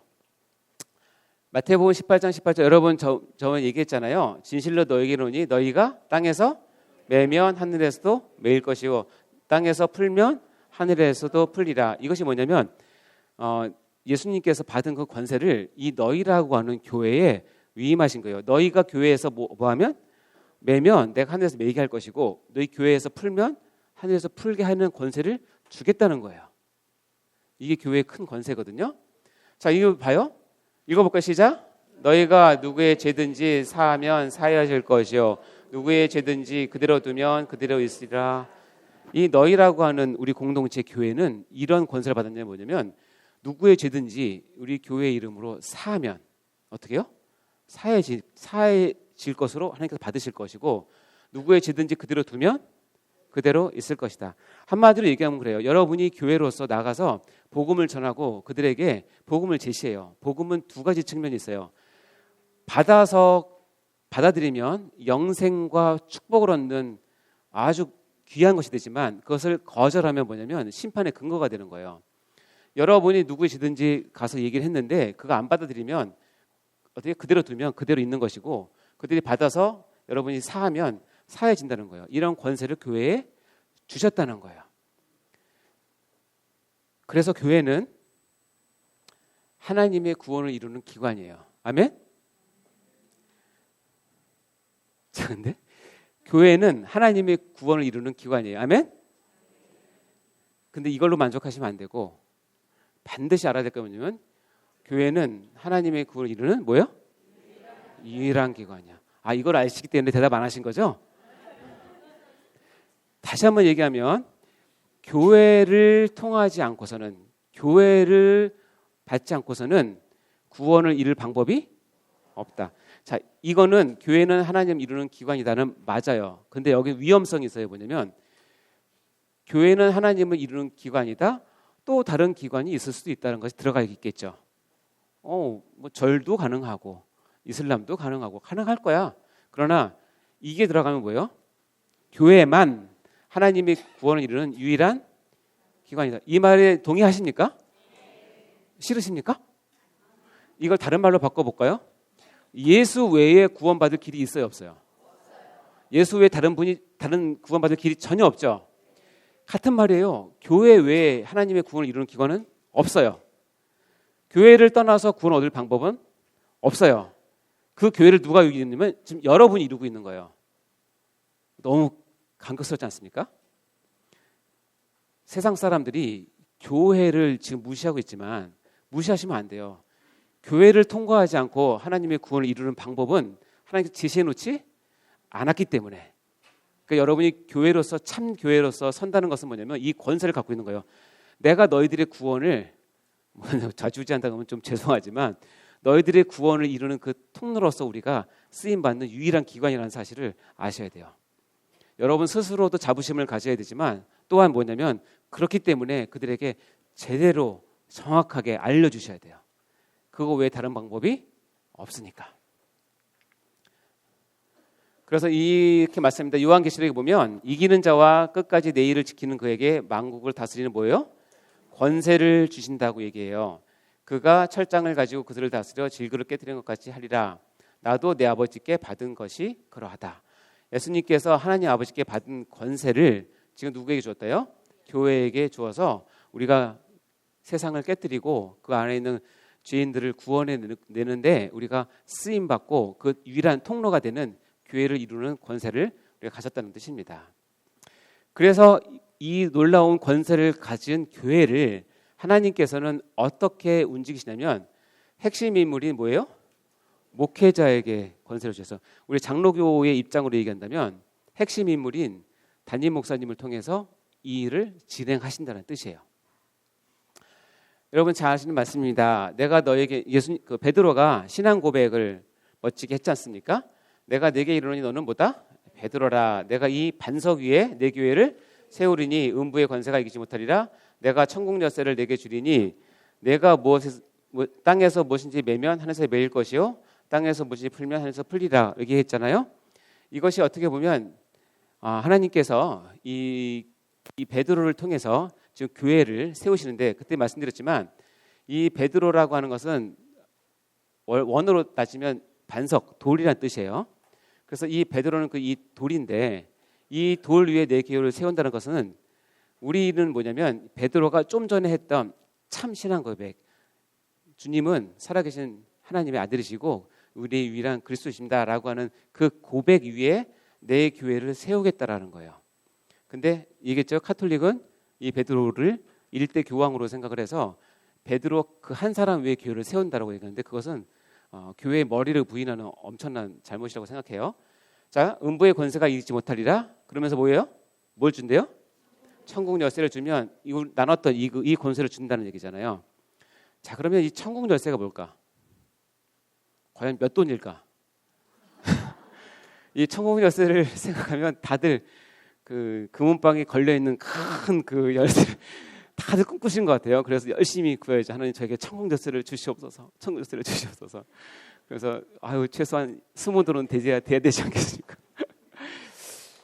천국 열쇠에 대한 해석은, 주석은 너무나 많아요. 다 다르고 그것부터 시작해서 많으신데, 저는 천국 열쇠를 뭐라고 여러분께 시켜드리고 싶냐면, 천국 열쇠는 이거예요.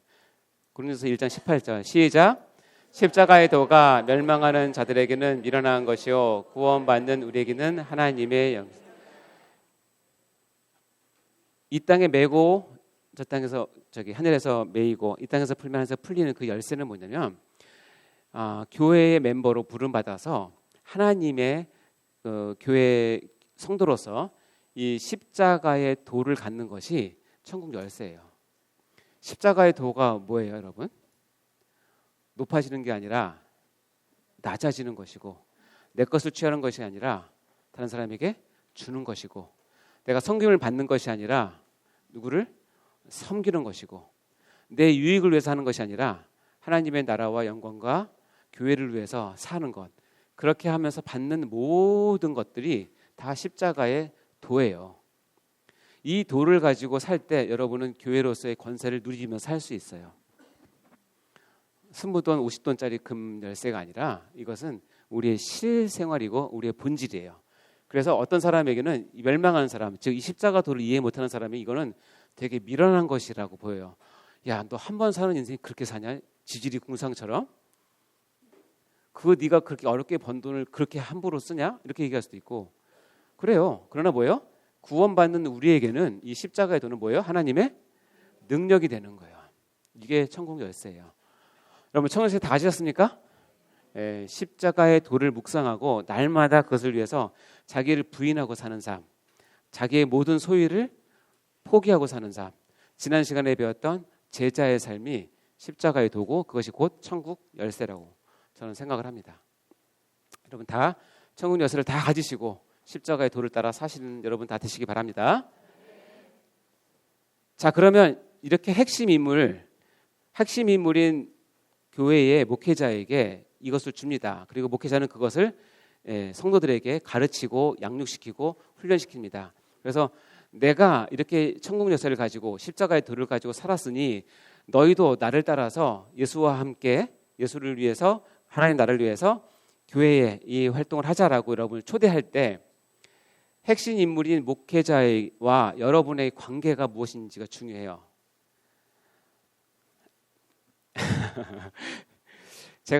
제가 목사 되기 전에는 이 부분을 너무 신나게 얘기했어요. 왜냐면 내가 목사가 아니니까. 근데 목사가 되고 나니까 이 부분을 하면 혹시 오해할까 봐. 근데 성경 있는 그대로 얘기할게요. 교회의 권세를 맡기신 핵심 인물인 목회자와 여러분이 그 밑에 성도로서의 따라갈 때 목회자와 나와의 관계는 어떠해야 되는지가 성경에 나오는데, 그 부분입니다. 갈라디아서 보면 이건 바울이에요. 내가 처음에 육체의 약함으로 말미암아 너희에게 복음 전하는 것을 너희가 아는 바라. 너희를 시험하는 것이 내 육체에 있을 때. 이것은 여러분 알겠지만 사도 바울이 육체에 가시가 있었어요. 가시가 있어서 3번이나 하나님께 간구해요. 이 가시를 제발 없애주세요 하고 문맥을 보면 내가 편하려고 하는 게 아니라 내가 이 가시가 있어서 복음을 전하고 교회를 세우는데 큰 어려움이 있어요. 크게 2가지로 보는데 하나는 안질이고 하나는 간질이에요. 안질이 뭔지 아세요? 눈병이 너무 심하니까 요즘엔 특히 유튜브 시대라서 어떻게 비주얼이 중요하죠. 그러니까 목사님도 아주 멋있게 잘하고 피부 관리도 하시고 하시잖아요. 본인이 잘나서가 아니라 뭐요? 이걸 잘 보여야 되는데 사도 바울이 와서 이렇게 설교를 하고 가르치는데 하나님이 뭐 치유하심, 능력이 많으심 하는데 자기 눈에는 눈물이 질질 흐르고 고름이 질질 흐르면 그 선포하는 말에 권위가 있겠어요, 없겠어요? 그럼 여러분이 하는 말이 있죠. 너나 잘하세요 이렇게 해서. 그러니까 그게 너무 괴로운 거예요, 바울은. 그러니까 하나님 이거 제발 좀 없애주세요. 또 하나는 간질이에요. 그 전설에 의한 건데 맞는지 모르겠어요. 바울이 너무 머리가 명석하니까 가끔 돈대요. 여러분 간질한 사람 보셨어요? 갑자기 팍 쓰러져서 눈 돌아가고 손발 떨고 입에 거품 물고 그렇게 있다가 1, 2분 하다가 또 그래서 다시 돌아오잖아요. 상상해 보세요. 세대교회 사도 바울 오셔가지고 주일 예배를 집회 설교 말씀하는데 막 설교가 막 진짜 너무 은혜로워요. 막 그 최고조로 막 하는데 갑자기 푹 쓰러져가지고 눈 돌아가고 침 흘리고 막 그거 있으면 여러분이 보면서 은혜 되겠어요? 여러분 속으로 그럴 거 아니에요. 아유 너나 잘하세요 그럴 거 아니에요. 그렇게 너무 괴로운 거예요 바울이. 그러니까 어떻게 해요? 3번이나 간구했어요. 근데 하나님께서 뭐라고 하냐면 네가 나에게 받은 은혜가 너무 커서 너 그거 없으면 반드시 교만해져. 내가 너를 사랑하고 보호해 주려고 준 거니까 그냥 갖고 살아. 그래서 갈라디아 교회 가서도 너희를 시험하는 것이 내 육체에 있었나 봐요. 이게 뭔지 모르겠어요. 이해되시죠 이제? 근데 너희가 이것을 업신여기지도 않았어요. 갈라디아 교인들이 버리지도 않았어요. 오직 나를 하나님 뭐처럼? 천사처럼. 천사처럼 섬기는 거예요. 그것까지는 이해가 돼요. 뭐처럼? 예수처럼 섬기는 거예요.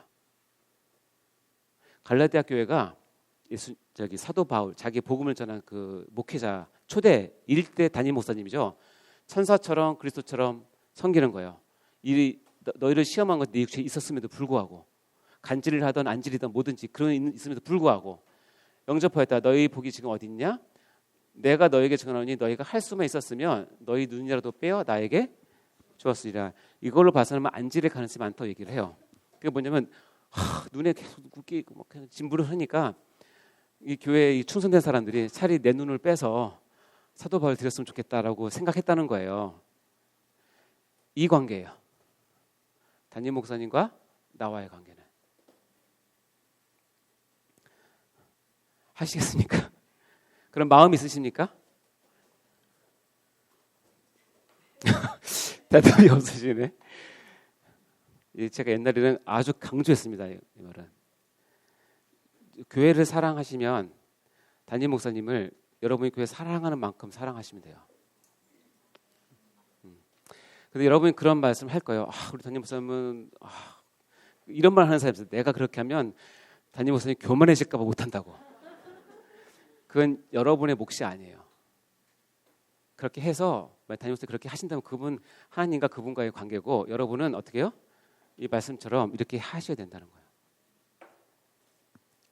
더 나갑니다. 로마서에 보면 너희는 그리스도 예수 안에서 나의 동역자들인 브리스가와 아굴라라는 부부가 있어요. 이 부부는 사도 바울의 표현을 의하면 그들은 내 목숨을 사도 바울의 목숨을 위해서 그들의 뭐예요?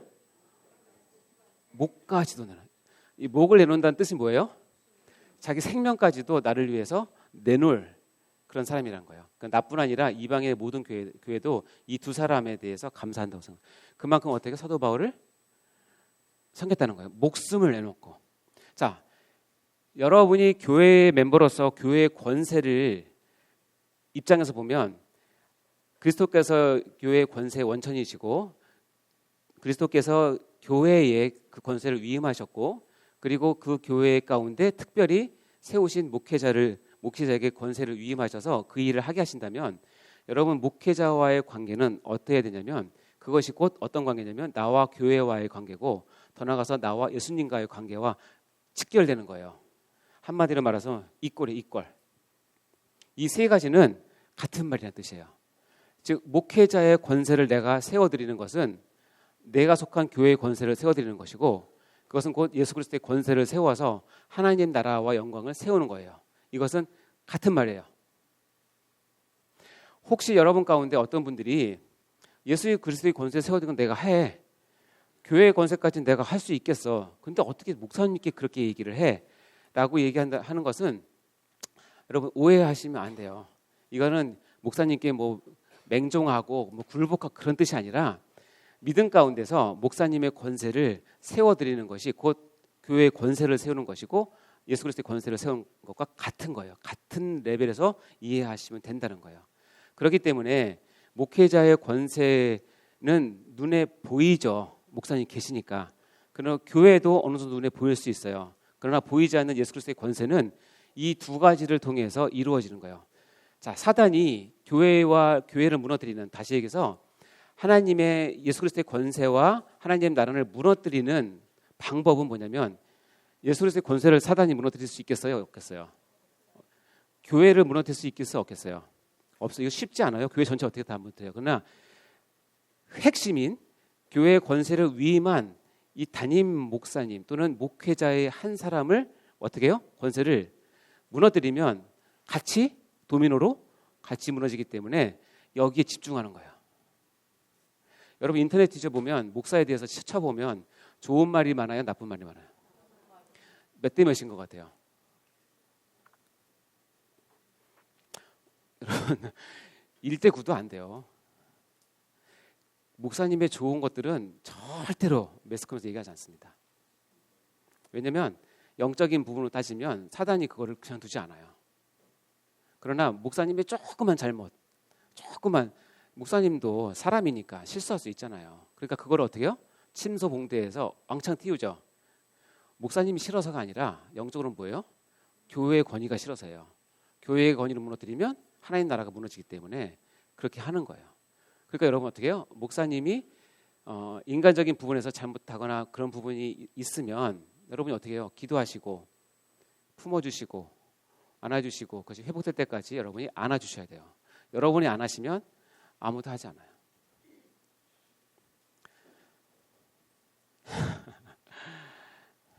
정말 어려운 일이에요. 그러나 여러분 꼭 하셔야 돼요. 이것을 했을 때 여러분이 속한 교회가 권세를 회복해서 하나님 나라를 위해서 쓰임받는 교회가 될 수가 있습니다. 아멘? 그러므로 목회자의 권세를 흔들고 그것을 이렇게 깎아내리려고 하는 어떠한 시도에도 여러분 동참하시면 안 돼요. 그건 단순히 그냥 목사님을 섬기라는 뜻이 아니라 이것은 교회와 예수 그리스도에 관한 영적인 부분까지 포함되어 있기 때문에 여러분 정말 신중하셔야 됩니다.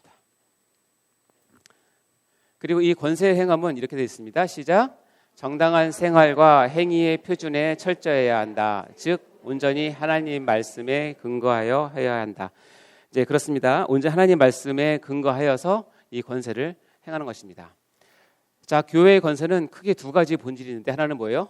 영적인 권세고 하나는 사역적인 권세예요. 어렵지 않습니다. 영적인 권세는 뭐냐면 교회의 권세는 눈에 보이는 권세가 아니라는 것이에요. 성령으로 말미암아 주어지는 영적인 권세이기 때문에 총이나 칼이나 돈이나 권력으로 세워지는 권세가 아니에요. 세상 권세가 아니라는 뜻이고 사역적 권세는 뭐냐면 교회의 권세는 하나님의 나라를 위한 사역을 위해서 쓰는 권세지 독립적인 권세, 그 권세 자체를 누린다거나 주관적인 권세, 정치적인 권세가 아니라는 뜻이에요. 그래서 영적인 권세와 사역적인 권세의 특징이 있습니다. 먼저 영적인 권세를 먼저 본다면 예수님과 예수를 신문하던 빌라도와의 이 대화에서 나옵니다. 빌라도가 묻습니다. 네가 진정 유대인의 왕이니? 라고 물어봐요.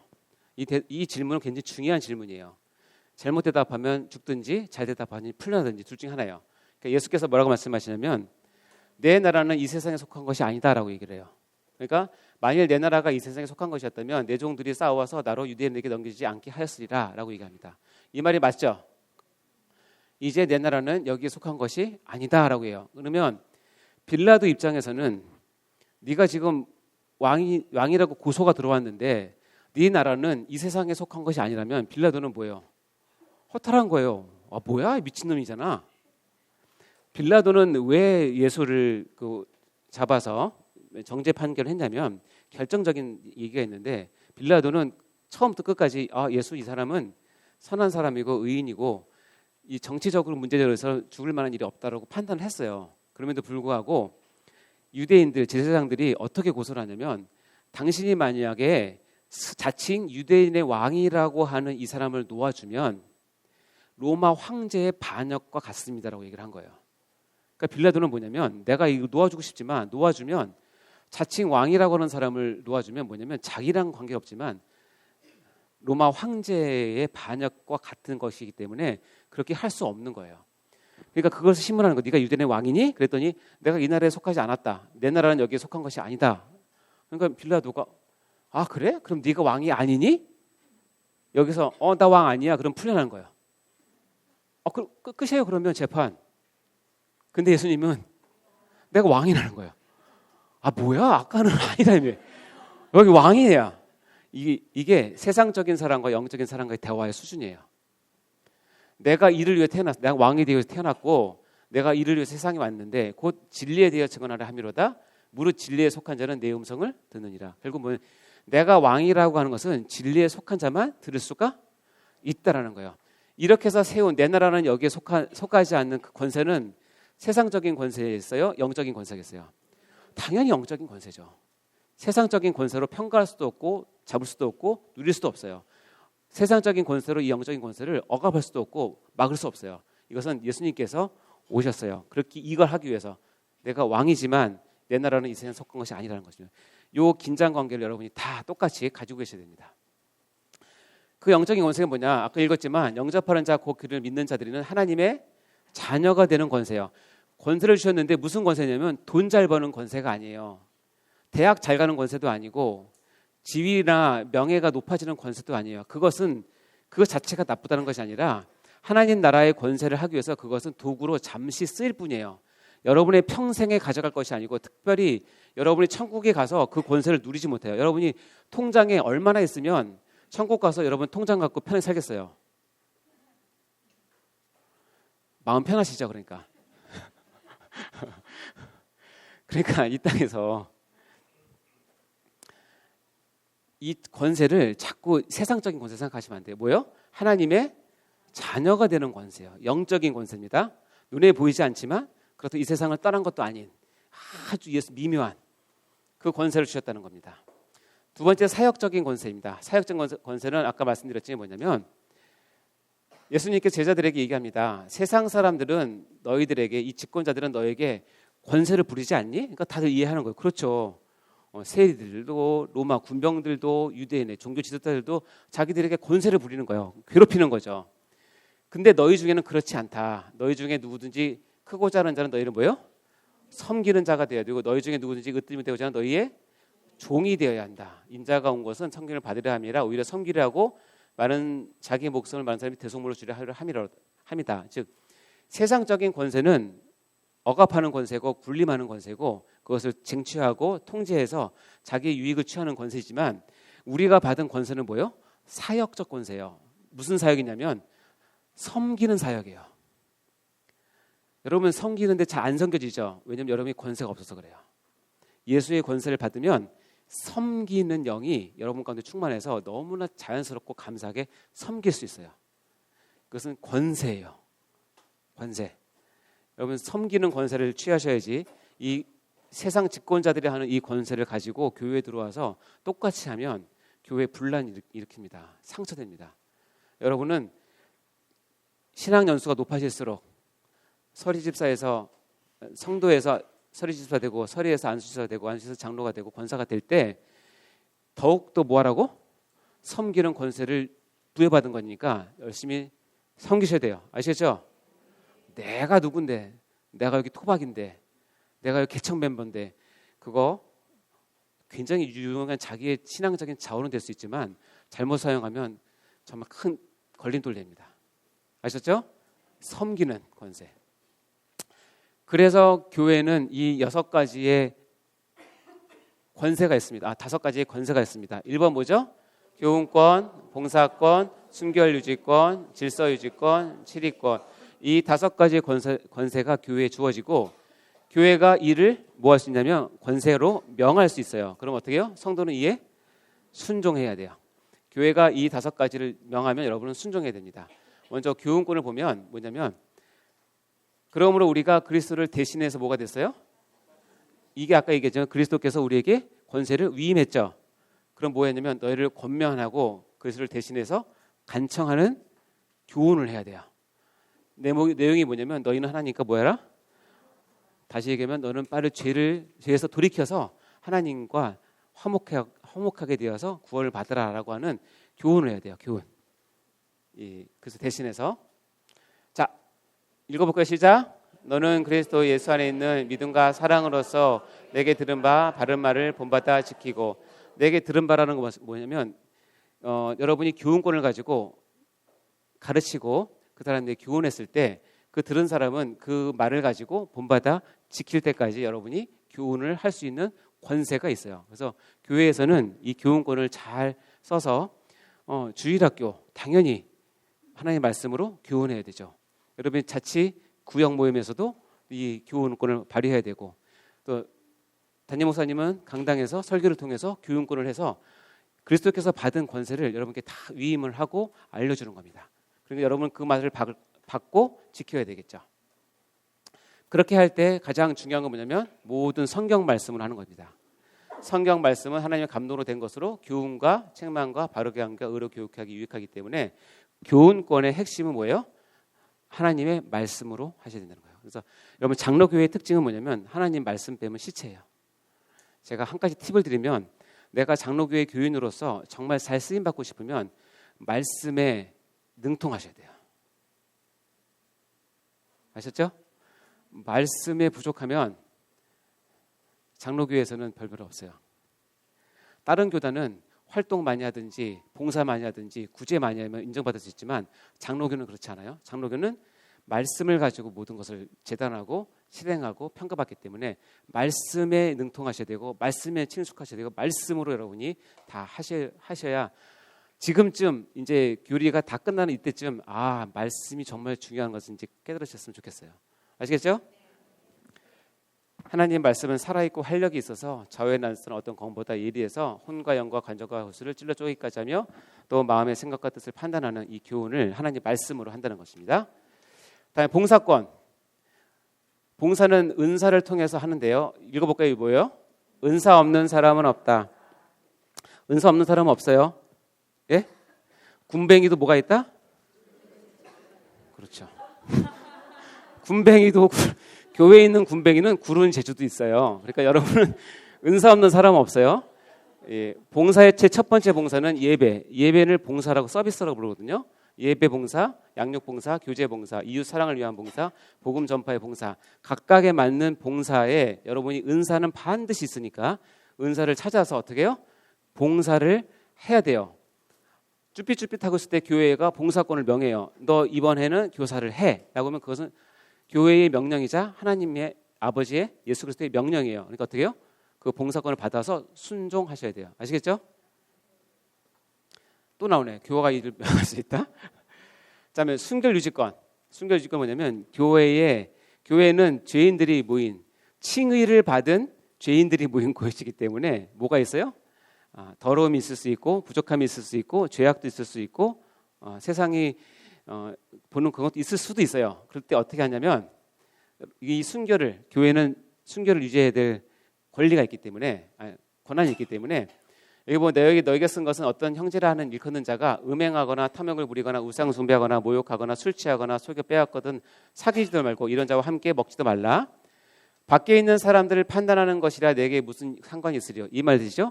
교회 밖에 있는 사람을 판단하는 것은 내게 상관이 없다. 뭐 해도 되거나 하는데 교회 안에 있는 사람들이라 너희가 판단하지 아니하랴.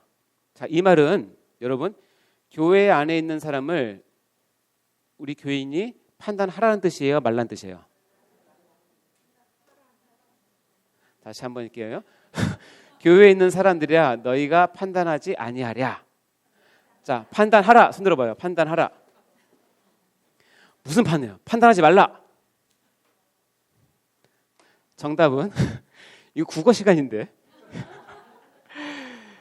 교회 안에 있는 사람들은 너희가 판단을 해야 한다는 거예요. 여기서 판단은 선입견을 가지고 왕따시킬 이런 뜻이 아니라 진리를 가지고 너희가 그것을 옳은지 그른지를 판단을 해야 된다는 거예요.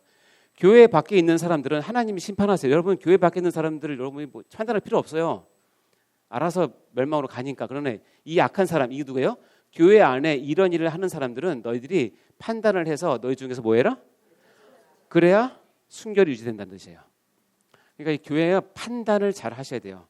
이 판단은 여러분이 뭐 개인적으로 하는 판단이 아니라 교회가 공적으로 하는 판단을 얘기하는 것이니까 너희가 판단을 해야 한다는 뜻입니다. 데살로니가 후서 볼까요? 여기 보면 이 누가 이 편지에 우리 한 말을 순종하지 아니하거든 그 사람을 지목하여 사귀지 말고 그 사람을 그러하여금 부끄럽게 하라. 이해되시죠? 이 순종하지 않는 사람들은 그 사람을 지목해요. 너 그렇게 하고 그래서 사귀지 말래요. 그러하여금 부끄럽게 하라는 거예요. 왕따시키라는 뜻은 아닙니다. 이렇게 하라. 그러나 그 다음 말이 중요해요. 원수와 같이 생각하지 말고 뭐처럼? 여러분이 형제가 얼마인지 모르겠는데 여러분은 가족 가운데 한 형제가 정말 뭐 어떤 부끄러운 일을 하고 힘든 일을 했어요. 그래서 그 사람에게 지목해서 하고 어떻게 해요? 제재를 가하죠. 만약 우리 아들이 그러면 뭐 용돈 삭감 뭐 이런 거 있잖아요. 엄마의 가장 큰 권한은 뭐죠? 밥 안 준다 이거죠. 그런 거 가능하죠? 그렇게 하는데 여러분이 가족인데 원수와 같이 해요? 아니죠. 어떻게 해요? 가족같이 하는 거죠. 이게 굉장히 어렵지만 이거 놓치시면 안 돼요. 교회 순결을 유지할 때 형제같이 하라. 왜냐하면 돌아오면 똑같이 받아야 되기 때문에 그래요. 이걸 하기를 원하시는 거예요. 그 다음에 질서 유지권. 교회는 질서가 반드시 필요한데 읽어봐요. 첫 번째 뭐예요? 하나님은 오직 화평의 하나님이시라. 모든 성도가 교회에서 함과 같이 모든 것을 품위 있게 하고 질서 있게 하라. 교회를 질서 있게 하는 것은 굉장히 중요한 겁니다. 왜냐하면 하나님은 무질서의 하나님이 아니기 때문에 질서 있게 해야 되기 때문에 그렇습니다. 자, 여기 보면 사도행전에 보면 성령이 그들 가운데 여러분을 감독자로 삼았기 때문에 여러분이 사신 교회를 보살피게 했어요. 이유는 뭐냐면 사도 바울이 떠난 후에 살아온 일이 즉 이단들과 잘못된 교사들이 들어와서 여러분을 양떼를 아끼지 않고 여러분 중에 제자들을 끌어 자기를 따르게 하려고 어그러진 말을 하는 사람들이 일어날 줄을 내가 아노라 라고 하면서 이 감독자가 해야 될 일은 뭐냐면 내 후에 들어오는 사나운 이리들 즉 교회의 질서를 어지럽히고 자기를 따르게 하는 그런 무리들이 반드시 있을 것인데 이 무질서로부터 이 감독자들은 질서를 유지하라는 뜻이에요. 이것은 교회가 해야 될 가장 중요한 일 중에 하나예요. 그래서 교회는 반드시 질서가 있고 그 질서에 따라서 유지를 해야 될 것이 왜냐하면 그래야 교회의 권세가 서기 때문에 그렇습니다. 마지막으로 7위권입니다. 7위권은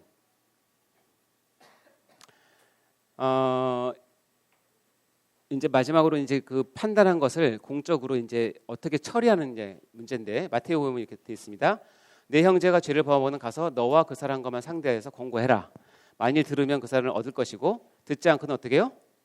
한두 사람을 데리고 와서 두세 증인의 입으로 말마다 확증하게 하라. 네가 잘못한 것을 내 혼자가 아니라 두세 사람 데리고 가서 확증하게 하라. 그의 말 듣지 않고는 어떻게 해요? 교회의 말에서 공적으로 얘기하고 교회의 말도 듣지 않거든 이방인과 세력같이 하기라. 이것이 이제 초창기에 교회 치리하는 방법이에요. 일단 1대1로 가서 프라이버시를 보호하고 권면하고 돌아오면 좋지만 안 되면 한두 사람 더 데려가서 증언을 하게 하고 그래도 안 되면 교회에 말하고 그래도 안 되면 이방인과 세력같이 여기라. 이것이 방법입니다. 그래서 지금 우리 장로교는 이런 순서로 치를 합니다. 여러분이 아시는지 모르겠지만 교회에서 공식적인 잘못을 했을 때는 일단 공고를 합니다. 공고를 하고 제일 첫 번째 내리는 것이면 수찬 금지예요. 성찬을 금지시킵니다. 성찬을 못 들어오게 합니다. 근데 우리는 성찬을 그렇게 중요시 여기지 않기 때문에 아유 그 시간에 빠지면 되지라고 생각하지만 이 초대교회는 성찬을 매번 했기 때문에 매 예배 때마다 성찬을 하고 했기 때문에 성찬에 빠진다는 것은 거의 예배에 참석 못한다는 뜻이에요. 그리고 나서 안 들으면 어떻게 해요? 정직 그가 갖고 있는 모든 직분을 내려놓게 합니다. 그리고 나서도 안 들으면 노회의 보고를 해서 파문을 경고합니다. 계속 안 들으면 계속 더 이거 하면 파문한다라고 경고를 하고 노회에 보고를 합니다. 그리고 노회에서 허락을 하면 파문 결정은 누가 하냐면 당회에서 합니다. 목사님과 장로님이 누구누구 아무개 집사는 이런 일 때문에 파문합니다 하고 출교를 내립니다. 나가라고 얘기를 합니다. 이것이 칠의 순서인데 이 한 어느 단계에서 그 사람이 회개하면 당연히 받습니다. 당연히 받고 다시 형제처럼 데리고 와서 같이 교회를 이루게 되는 것이죠. 그러나 여기까지 해서도 안 들으면 어렵습니다. 이것이 왜 어렵냐면 전에 얘기했지만 여기에서 출교를 하면 옆에 교회로 등록해서 가면 자기는 똑같이 뭐 한다고요?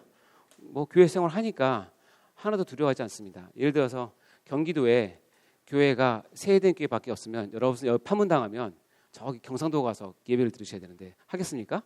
어렵죠. 그러나 어떻게 해요? 여기서 파문하면 출교하면 옆에 있는 교회 가버리니까. 근데 여러분 그거 반드시 아셔야 되는데 이건 유형교회에서 이렇게 하잖아요. 근데 하나님은 약속상 유형교회에서 이렇게 결정한 것은 천국에서 그것을 받으세요. 무형교회로 받으세요. 그럼 이 사람은 다른 유형교회를 가도 무형교회에서 기록된 7위는 있어요. 이해되세요? 그는 지금 7위 받는 중에 다른 유형교회를 바꾼 것뿐이에요. 그 마음 편하게 생각하시면 안 돼요. 이것은 반드시 하나님께서 해결하세요.